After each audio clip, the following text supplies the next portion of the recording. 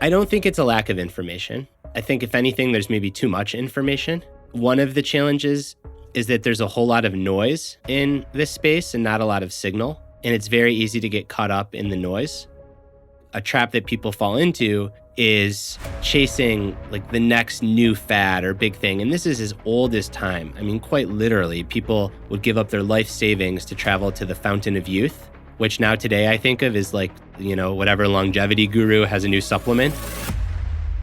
If we're being really accurate, moderation with use of alcohol and some focus on sleep, that's really it. If I am sleeping well, if I'm going to the gym 5 days a week, and if I have an hour and a half to do some kind of creative work, I am a high-functioning, happy person. You take those things away from me, and I deteriorate pretty quickly. That's it. It's no special smoothie, but it is the day-to-day mundane stuff. It's not the latest and greatest diet or training approach. It's the showing up every day and consistently doing the fundamentals over and over and over again. This episode of the Kintsugi Podcast is brought to you by Pause, Breathe, Reflect, which can help you bring mindfulness to your everyday moments.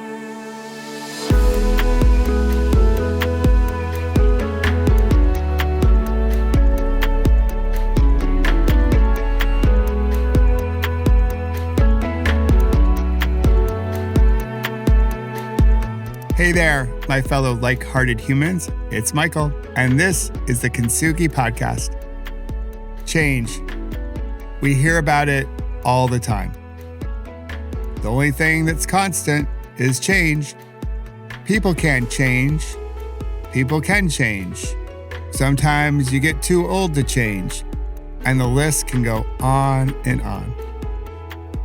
This week's story of connection is with someone who knows a thing or two about change. He's a husband, a dad, an animal lover with a dog with a very cool name, and we can't forget the cats. They also have really cool names too. He's a friend, a community member. He's a craftsman, a writer, a teacher, and like you, he's another like-hearted human putting goodness into the world to help us figure out how we can connect and have a better relationship with change. So if you're ready, settle into a comfortable posture, take a healthy breath in, and a nice, slow, releasing breath out, and get to know Brad Stulberg.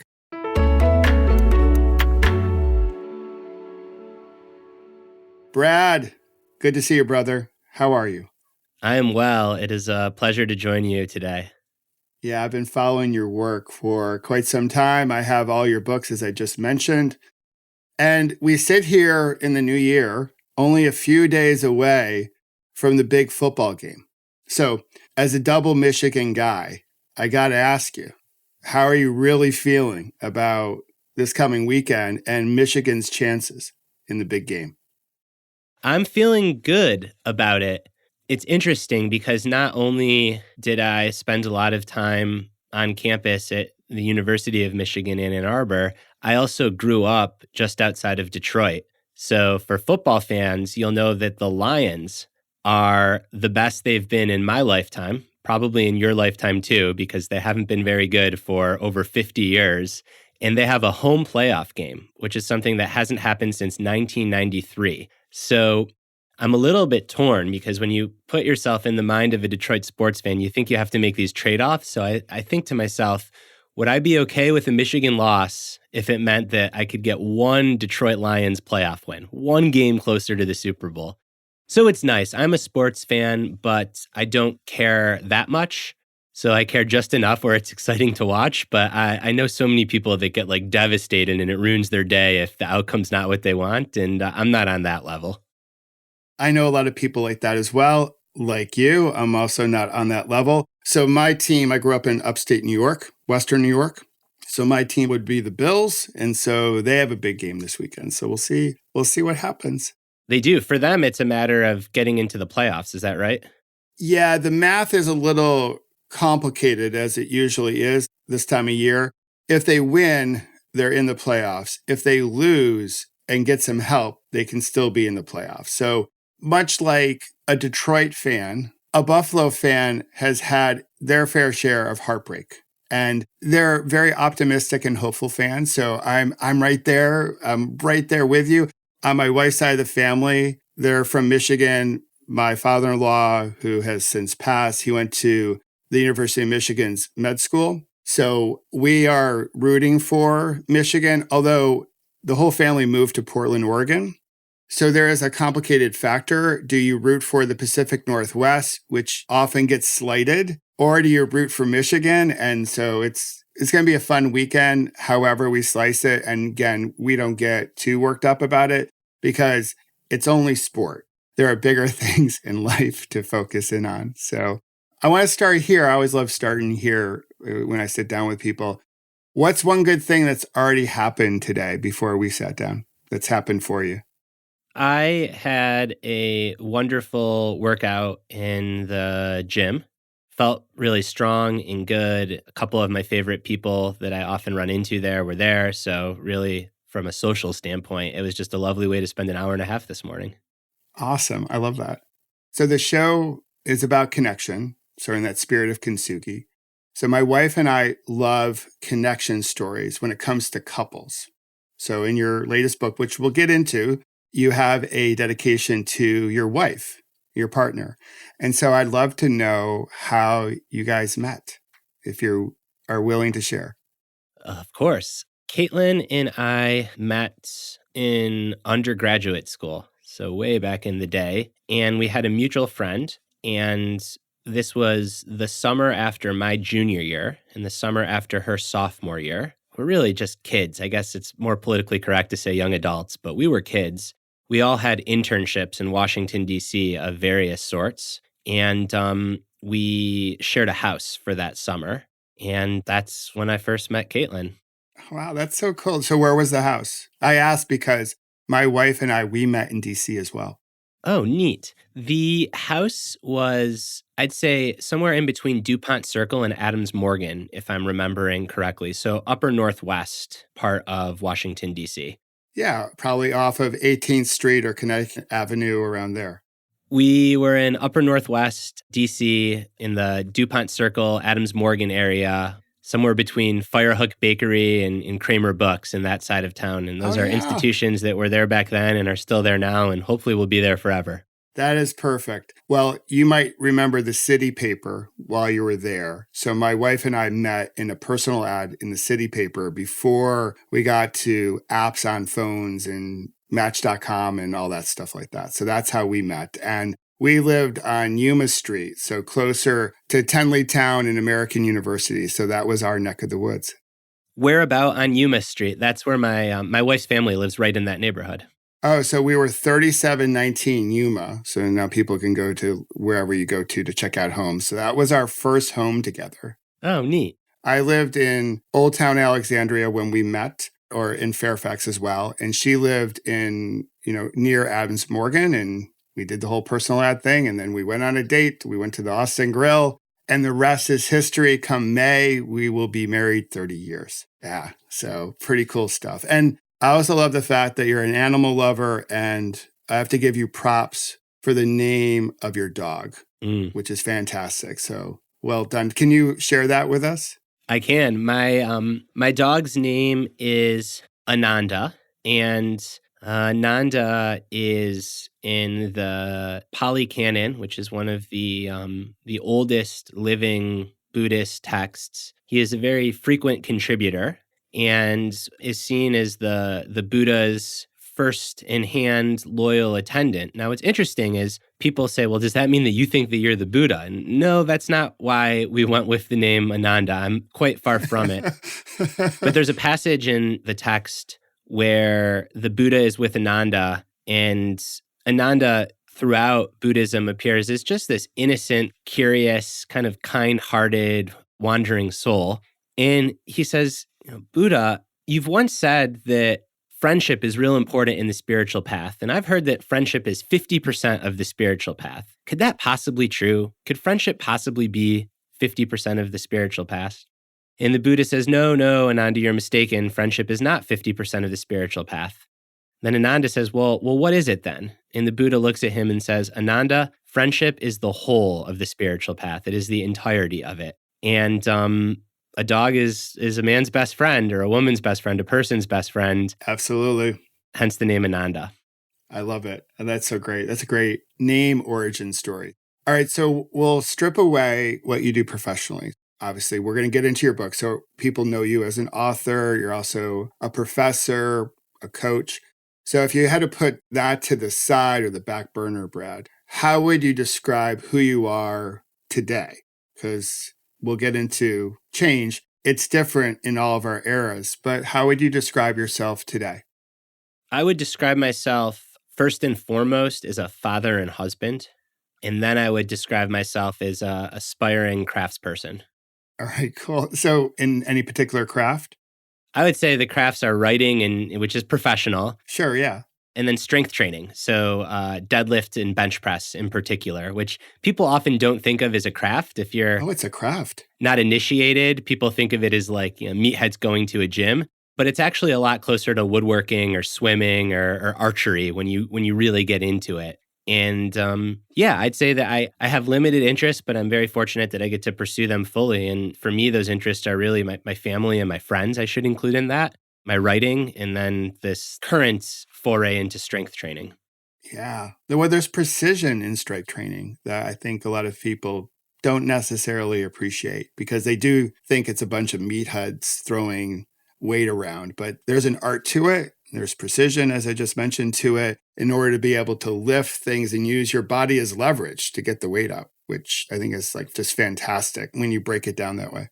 That's right. The way that I've come to think of it is very similar to swimming. And I was never a great swimmer, so I know this all too well. You can get to be a pretty good, decent swimmer just by like brute force pushing the water back. But at a certain point, that just doesn't work. And the only way to become a good swimmer is to get a feel for the water.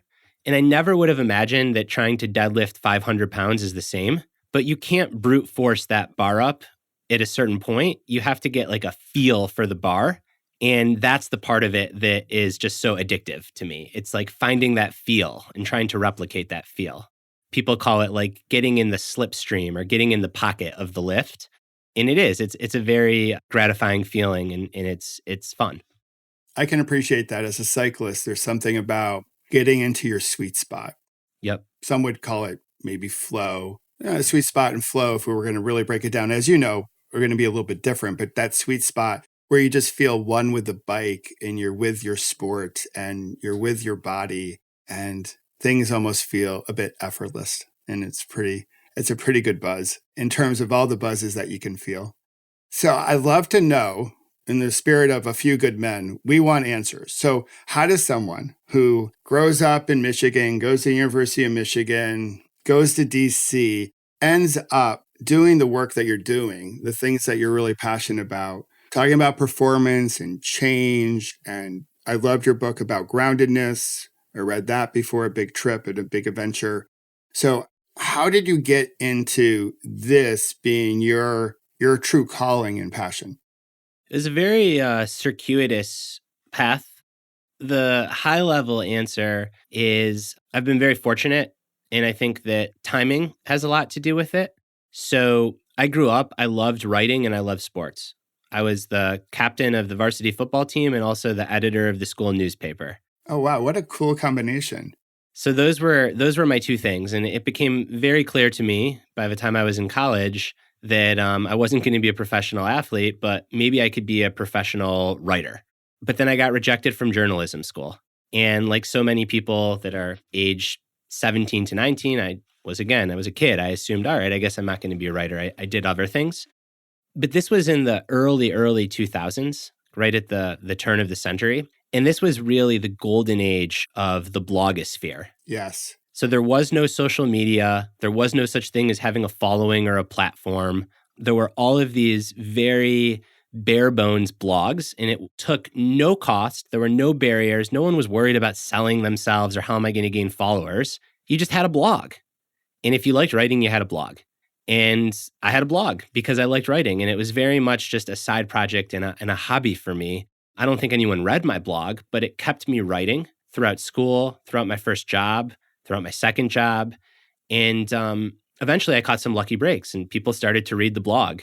And I got offered very, very small at first magazine opportunities to write a short 400-word piece for magazines that no longer even exist. But I just kept pursuing that interest as a side hustle, what I guess now would be called a side hustle. Back then, it was just a hobby. I didn't have kids. I was young. And then a couple lucky breaks and have the opportunity now to write books and write for larger audiences. And I say that because oftentimes now young people, or not even young people that want to get into writing, ask me how. And it's hard to be like, well, you just got to write and keep at it, because that's a little bit disingenuous because it feels very different now. It feels like there are greater barriers to entry than there were back then. But perhaps this is just a sign that I'm getting old and this is what everyone says about, the good old days when things were easier. And that could very well be true too. Well, in your spirit, it's yes and both. It's all of it. And that's one of the things that I appreciate about your work is the expansiveness where you take topics. It's sort of the yes and. And even what you shared, just your high school experience, is a yes and type of situation. There's a dichotomy there. It's like football and, the school paper, or football and head of the drama club. Like you wouldn't put those two together, and here we are. You've put those two together into now what your profession is. So let's get into the Master of Change, which the title in itself is a dichotomy. I'm glad you caught that. Not every reader caught that. And that was very intentional. Yeah. So tell me more about that, because that was the first thing when I picked it up. Obviously, I heard about the title and bought a copy right away. And I'm like, Master of Change. We're always changing. So how can you be a master of something that's always changing? So do tell us more. I mean, you just said it as well as I could. And that's the play that I wanted to do with the title. I'd say that a small percentage of readers immediately pick up on that. What I hear more often is that I got the book because I thought it was going to make me a master of change. And then by the end of the book, I understand what you were trying to do with the title. And that is speaking to a lot of the non-duality that I've come to think about the topic of change with, that the way to be a master of change is to realize that you're always changing and it's a moving target, which is very counter to how most people think about mastery, which is like you attain this or you achieve this thing and then you've got it. So if you try to master change that way, you're just going to be frustrated. Whereas what I've learned in researching and reporting this book is the way to master change is to accept that is always like the art of mastering change is never going to be the same as it was the day, the week, the month, the year before. Yeah, what I read, my takeaway was the way to master change, in my words now, and correct me if I get this off base, but the way to master change is to accept that change is always going to be happening. That's the one true constant. And things are going to be hard, right? It's almost accepting. There's a quote near the end of the book from, I live in New Jersey, so we got to go to Bruce Springsteen. So I'm not sure if you remember what you put there, but... Oh, how could I forget? It's one of my favorite quotes in the book. Yeah, so there's a beautiful quote by the boss. Yep. And since, I'm a guy from Jersey, or now I live in Jersey, can you share that with us? Because to me, I think that captures the whole notion of, how we can have a better relationship with change.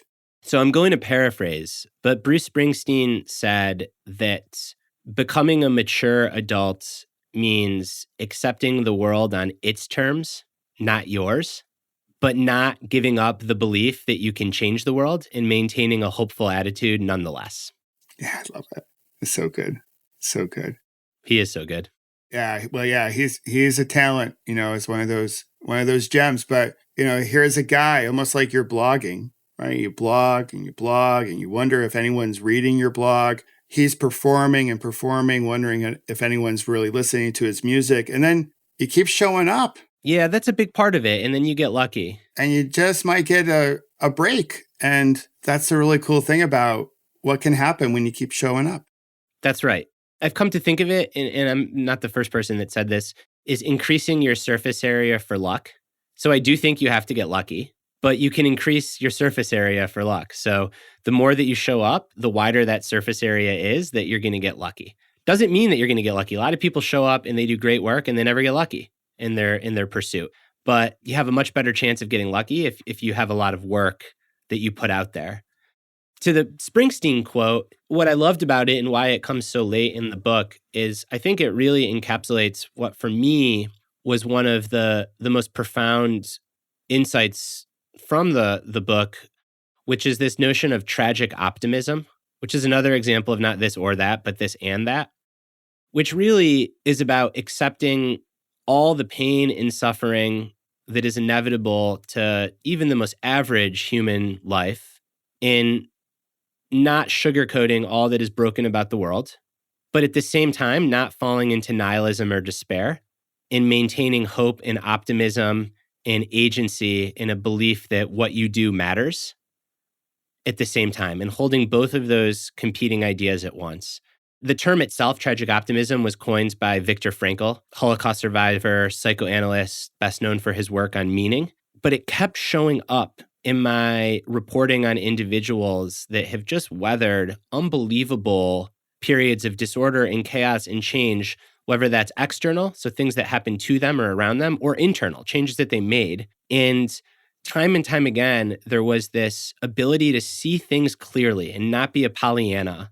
And even when you see things clearly and things are hard, because impermanence is hard, maintaining that hope and optimism and agency all at once. And that really became just a guiding principle for the book and a new way to think about change, which is really all about both and, not tragedy or optimism, tragedy and optimism, not ruggedness or flexibility, ruggedness and flexibility. Yes, and both.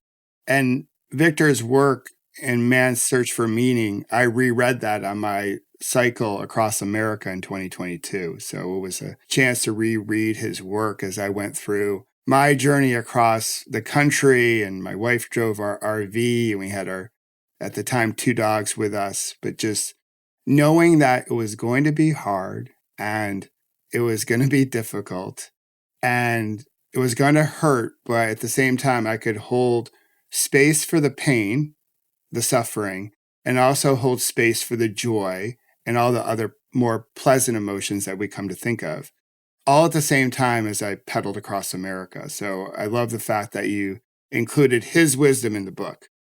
That's right. And I think that taking on big feats like cycling across America are so meaningful because they allow you to practice this in what is still somewhat of a voluntary way. Like you could have pulled the trigger on that if you wanted to and said, I just don't want to do this anymore. And I'm sure there are all kinds of psychological reasons why that would have been really hard, but you were choosing to do it. And I think that a big benefit of taking on big, challenging, scary, hard projects is that it helps prepare you a little bit for when you don't get to choose, when there's a health diagnosis or a loss, the real hard things of life. Not to compare something that's voluntary and involuntary, they're very different, but you get just to practice holding some of those dichotomies, and I think that's really valuable. Yeah, it's tremendously valuable. And whether this something comes externally or internally, I think at the end, when we boil it down, we still feel the pain, wherever it's coming from, wherever the source may be, we still feel the pain. And a lot of people come to me and say, well, I've never been through something like you've been through. And I'm like, we're not going to compare our trauma. We're not going to get into that battle. We're all dealing with something, and we're all dealing with some level of disorder. And I'd love to get into that because in this Kintsugi spirit, you have this beautiful piece of pottery. That's the order. And like you, I followed, Father Richard Rohr. So I love the whole concept of it and love the fact that it appeared in the book. Coming up, Brad and I talk about something that is perfectly aligned with our Kintsugi spirit: order, disorder, and reorder. All right, let's take a break. Take a full breath in and a slow releasing breath out. and relax the body as you soak up our conversation. I hope that felt good.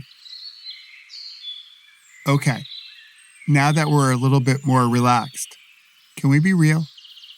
I think our morning routines, well, they've gotten a little out of control. You might not have time in the morning to meditate because you're busy doing other things like trying to get to work or getting the kids off to school.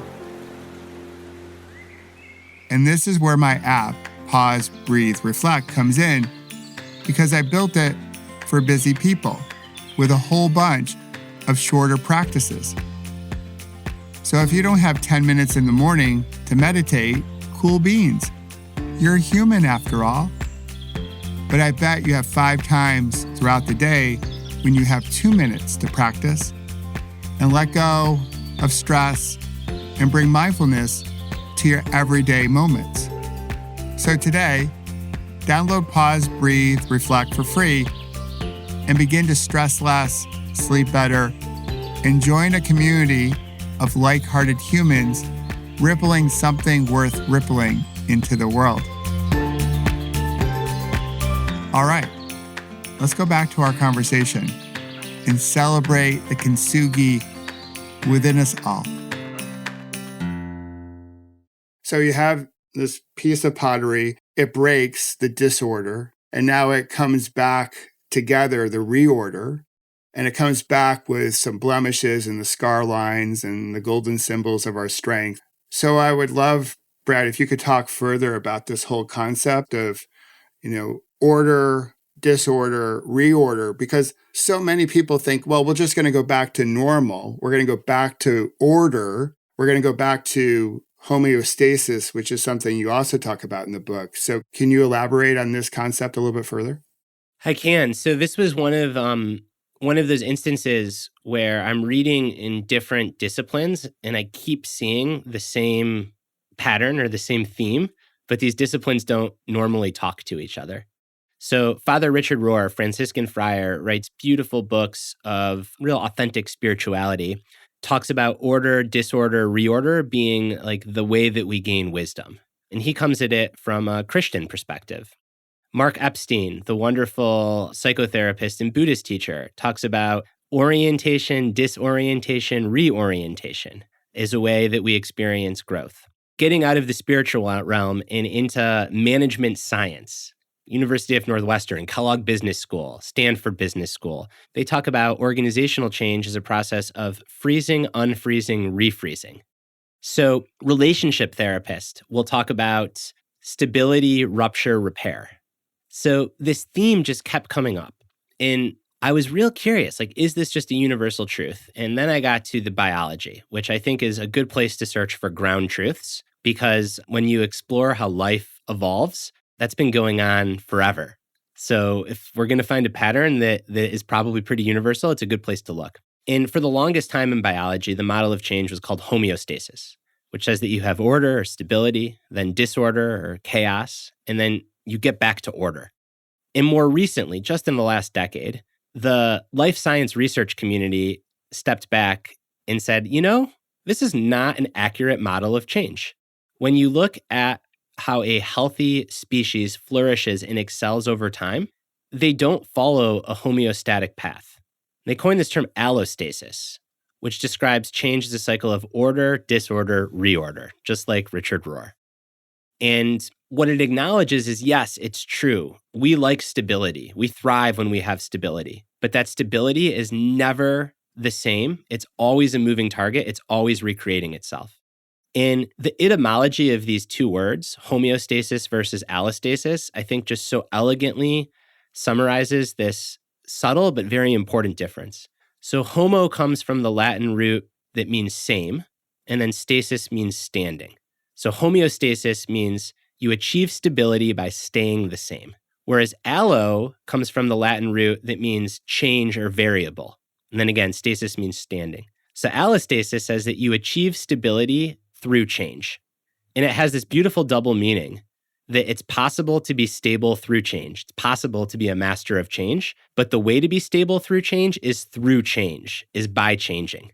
And much like the beautiful art and pottery tradition that you've really come to embody in your show and in your work, that piece of pottery, it's the same as it was before, but it's the same but different. And as an individual that lives a life, we're the same as we are, but we're also always different. We're very recognizable. You are recognizable from where you were 5 years ago. You're the same Michael, but you're also so different. And both of those are true at once. And what I've learned is that you don't navigate change by being rigid and just by being rugged and saying, I'm not going to change. I'm going to fight back. I have the will to power. I'm going to control everything. That will make you neurotic and miserable. But you also don't have to say, well, to hell with it. Everything's always changing. So why even try to form an identity and why even try to do anything to take action in the world? You can both have stability and change. And it doesn't have to be either or. And for my brain that grew up in the Western world where we think linearly and everything is this or that, that was really a pretty profound shift in thinking. And then to see it hold true across science and spiritual traditions, that became the backbone of the book. Yeah, it's such a good theme throughout the whole book.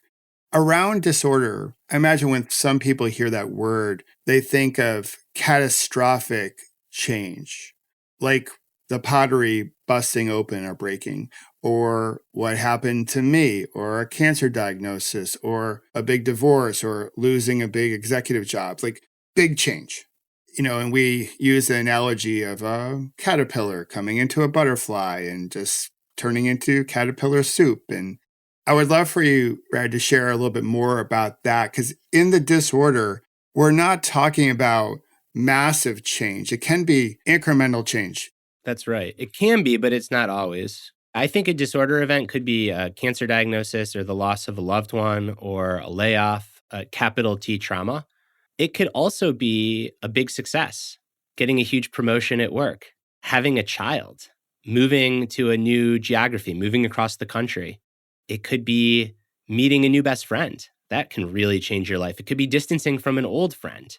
So there's major disorder events, and those can be positive or negative, winning the lottery, losing a loved one. And there's a lot of focus on those. But then there's just the disorder of day-to-day life. What do you do when you've got a plan and your dog has diarrhea in the middle of the house right before you're supposed to hop on Zoom for an important meeting? That is a small disorder event. And while, again, the focus is on the big things, what actually makes a life is the day-to-day stuff. And there's disorder everywhere. And it's really about how do you roll with the punches without getting hit by them? How do you maintain your strength and stability in what I call ruggedness while learning to be really flexible? And that's really what allostasis, the scientific term, is all about. It's about this stability through change. You might like this story because you own a couple cats and a dog and other creatures in the house. So we're sitting down for people listening as the new year begins, as I mentioned. So here we are, January 1st. My wife and I go to bed. We're out with friends for New Year's. We wake up. And I wake up, I'm the first one up. And I go downstairs to do my morning thing that I do and my yoga and all that jazz. And I notice our cats got into, one of our dogs is on an antibiotic. So during the night, they got into the med. So that morning, one of our dogs, her name is Hope. So Hope got up first, and she never gets up first, Brad. So I'm thinking, Hope's getting up first. This could be a really hopeful year. This could be the word or the theme of the year, hope, because let's be honest. We need it. Yeah, as we look at 2024, it looks a little challenging, maybe more so than normal. And I'm thinking, this is a sign. This is going to be a hopeful year. We go outside. She does her business. I come back in and I see all the medicine all over the place. And the cat ate 8 of his antibiotic tablets throughout the night. So here we are. My wife's still sleeping. And that's the first few minutes of the new year. And to your point, that's disorder. Yeah. And what I think a lot of folks miss in mindfulness, because you have a mindfulness practice, I believe, because, you're studied in Buddhism, is the marketing of mindfulness is this whole relax, chill out, hypoarousal state. Mm-hmm.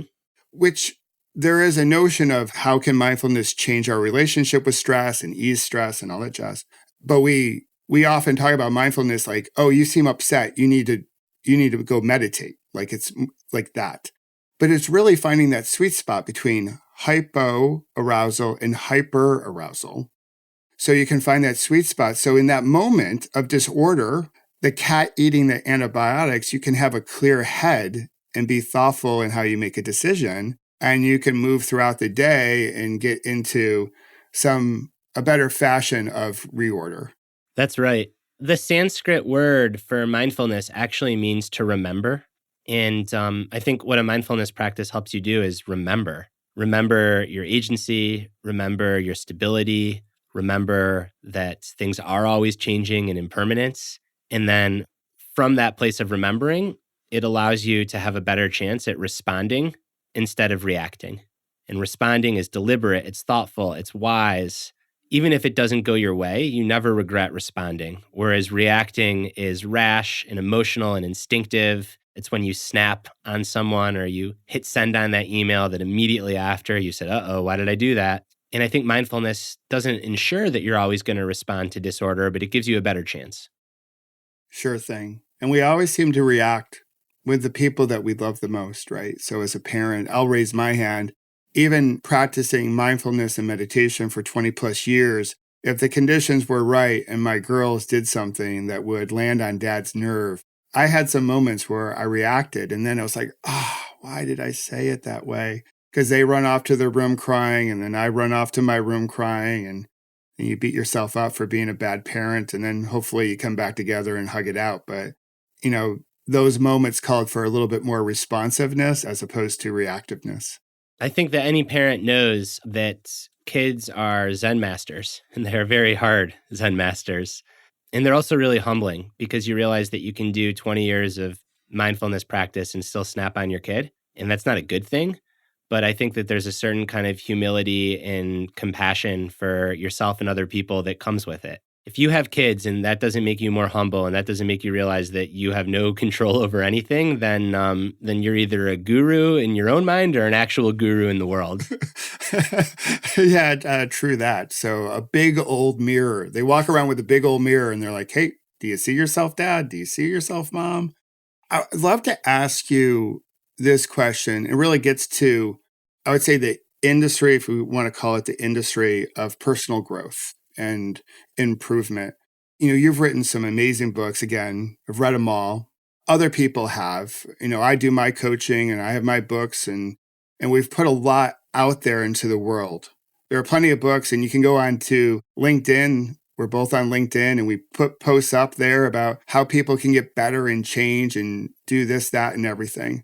So do you feel like we're moving the needle? Because sometimes it can feel like the needle's not moving. I will also say if we look backwards 10, 20, 30 years, we can probably say that it has. But do you think we have a lack of information when it comes to how can people step into becoming better? Or is there something else getting in our way so we can maybe accelerate, if we can, the pathway towards more, personal growth? Because where we sit today as a society and as a planet does call for us stepping into our potential so we can work on some of the things together that we have an opportunity to work on. I'd love to get your thoughts. There's a lot to unpack here. Yeah. I don't think it's a lack of information. I think if anything, there's maybe too much information. I think one of the challenges is that there's a whole lot of noise in this space and not a lot of signal. And it's very easy to get caught up in the noise and also to struggle to discern what is noise versus what is signal. I think another challenge is so many of the principles and practices and habits that have the biggest impact are the least enticing, alluring. They don't have good sex appeal. And I think a trap that people fall into is chasing like the next new fad or big thing. And this is as old as time. I mean, quite literally, people would give up their life savings to travel to the fountain of youth, which now today I think of as like the, whatever longevity guru has a new supplement. It's the same thing. We are the same people. We just wear different clothes. And I think that that's a big trap that many well-meaning people fall into, is kind of the cycling from thing to thing in search of the silver bullet, because moving your body and exercising, trying not to eat ultra-processed food, not smoking, and having friends, well, that's not sexy. That's boring. And if we're being really accurate, very extreme moderation with use of alcohol and some focus on sleep, that's really it. Like in my own life, if I am sleeping well, if I'm going to the gym 5 days a week, and if I have an hour and a half to do some kind of creative work, I am a high-functioning, happy person. You take those things away from me, and I deteriorate pretty quickly. That's it. It's no special smoothie. It's no, retreat. And there's nothing wrong with these things, but like it is the day-to-day mundane stuff that really serves as the foundation for growth and potential.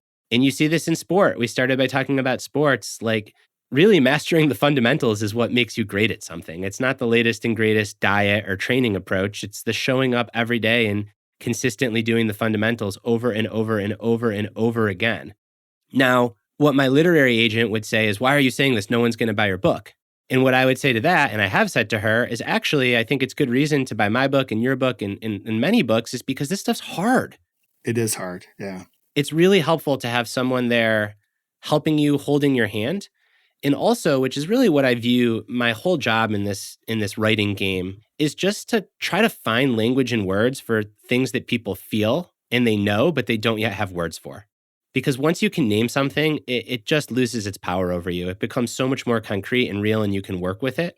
So it's less about trying to come up with this like new crazy approach, and it's more about saying, hey, here's like what works, and here's what you maybe know works, but you just don't have the words for it yet. I so appreciate that, because this non-sexy stuff is the sexy stuff. It's getting your butt on a cushion. It's, getting your heart rate up. It's doing your strength training. It's eating a whole food, plant-based diet. It's stopping the alcohol. Or at least, a 90% rule on some of this stuff. Like you just continue to show up and do the work. And in some ways, as we mentioned earlier, you create some luck, you create your chances for luck. And that's how we get it done. But to your point, there is so much noise. That's why I think we probably need more quiet, more silence, just to be able to digest this and be thoughtful about how we want to respond and show up in the world. And, and what I love about your work, Brad, is that there's a consistency to it. As I read your book, I'm like, okay, Admittedly, I didn't come, oh, wow, huge aha. Like, oh my God, there's a brand new thing. Like I should just eat this berry. But it was so appealing because you're consistent with your message and you're also role modeling it in how you're showing up. And that alignment makes your message resonate. I'll just say for me, but I know a whole bunch of other people who've bought your book and follow your work and attend your seminar. So I just want to say on behalf of human beings, I want to thank you for being consistent and in alignment with what you're doing. You're just not preaching it, you're living it. I try. So that really means a lot. I appreciate those very kind words. Thank you. Oh, you're welcome. I'm going to get you out on these two questions. So in your book around groundedness, you talk a little bit more about community. We talked about community a little bit further. The way I talk about community as a cyclist, I ask the question, who's in your peloton?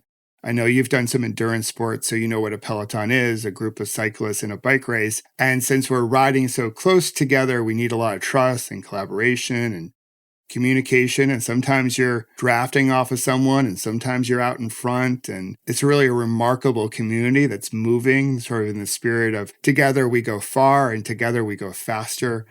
So when it comes to change, can you speak to the value of community? I can. Community is just so important. A way biologists would talk about it is when an organism has demands that exceed its resources and capabilities, it needs to borrow from other organisms. And that's true for bacteria, that's true for algae and sea creatures, and it's true for us. And I think that sometimes during change, when we go through that disorder or that unintegration or that unfreezing, it can feel a little bit like we're on shaky ground. And I think community is a source of stability and strength. It's a safety net. It is the earthquake proof building that you still might feel shaky, but you know that the ground that you're standing on is solid because you've got these people that are there for you. I like that. I like that imagery. I do think, leaning into your community during disorder, because as you know, disorder can last longer than we expect it to. It often does, and it feels that way. Yeah, and it's easy to tap out prematurely, and community or an accountability partner or an encouragement buddy can help you stay in the disorder and the discomfort just a bit longer to get through it. So I know when I'm in a race and it's really hard and I want to tap out, I just try to look to the person to my left or right. I count to 10 and hopefully the pace is eased a bit or I've been able to meet the pace. And if that doesn't work, I count to 10 again until I figure it out. So I love what you said. I love that imagery. So here's the last question. So it's a paraphrase from a show called Inside the Actor's Studio. I'm not sure if you know it. So James Lipton, he would ask those rapid fire questions before rapid fire questions was a thing. So with his blue note cards. So he would ask a question that sort of sounds like this. So let's assume that heaven exists, and when you pass the pearly gates or get to the pearly gates and you arrive into heaven, you get to meet your elders, your ancestors, the people who came before you. So what do you hope they'll say to you when you meet them again? Oh, man, that is a tough one. Good to see you. Yeah. Good to see you again. Here, have a seat. Yeah. Tell me about yourself. Yeah. I think that's it. Like, good to see you. If that were to happen, it doesn't have to be I'm proud of you or you did great or you're carrying on the lineage. I think like, good to see you. Welcome back. I like that.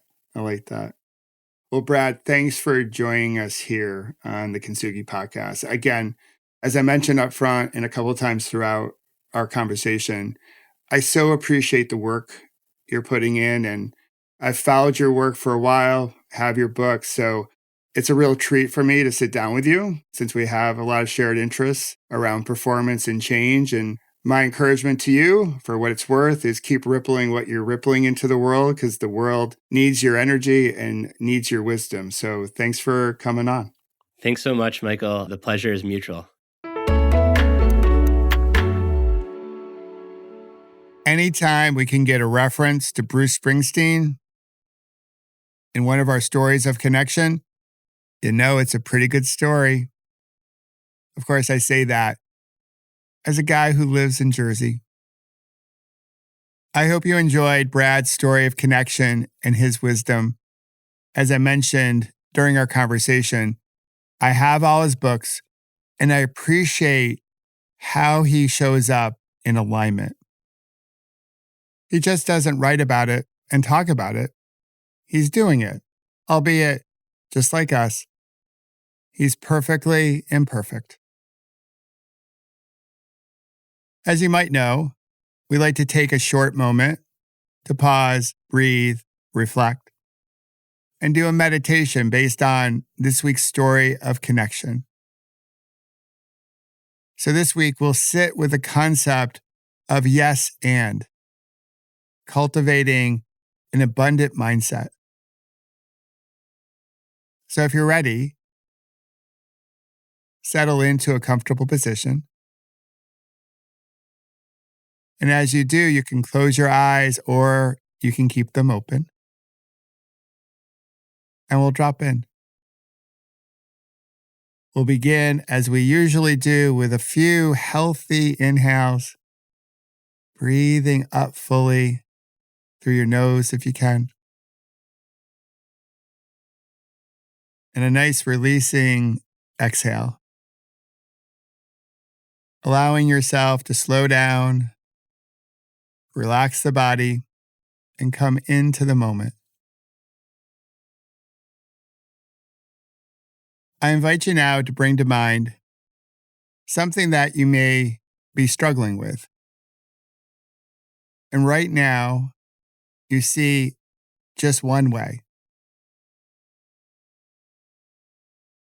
Having just one way, or quote unquote, the right way, can sometimes backfire on us. It can leave us stuck or with an unanticipated obstacle. So see if you can take a few steps away from your perspective, opening your awareness, and try to see if there's a different way of looking at your situation in the spirit of yes and.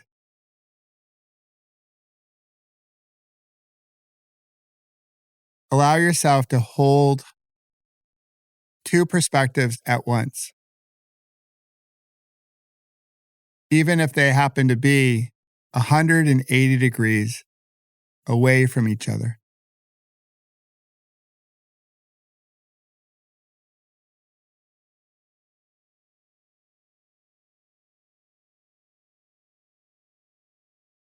All right. If something came up, that's great. If a new perspective didn't, that's okay as well. You may wish to reflect on this a little bit further, perhaps journaling about it. If you've had your eyes closed, you can open them now and maybe wiggle those beautiful fingers and toes and give your body a little stretch. I want to come back and thank Brad for coming on the Kintsugi Podcast. Brad, we appreciate what you're putting into the world. The world needs your ripple and wisdom. So keep rippling something worth rippling. And I'll include all the links to everything Brad in the show notes for you. Also, I'd like to give a shout out to the like-hearted humans at SaaSpod that make the Kintsugi Podcast sound so great and help it ripple into all corners of this big blue marble that we all share. And now, I want to thank you for listening and supporting the Kintsugi Podcast. And if you want to go above and beyond in your support, I could certainly use a kind rating, a review, subscribing, or sharing, because it does something to the algorithm that I don't completely understand. But when you engage in this way, it helps others find our like-hearted community. If you've already done so, thank you for the extra support. And if you haven't done so yet, today might be a really good day to do so. And if you'd like to receive some additional resources that can help you connect with yourself and others, like my Better Life workbook and the inspirational text messages I send throughout the week, and of course, our Pause, Breathe, Reflect meditation app, I'll put those links in our show notes. And remember, between now and next week's story of connection, when you have a challenging moment, slow down, come back to your breath, and know that you've got this and we've got you. And together, we will ripple something worth rippling into the world. I love you for listening, and I hope to see you next week. Until then, toodaloo.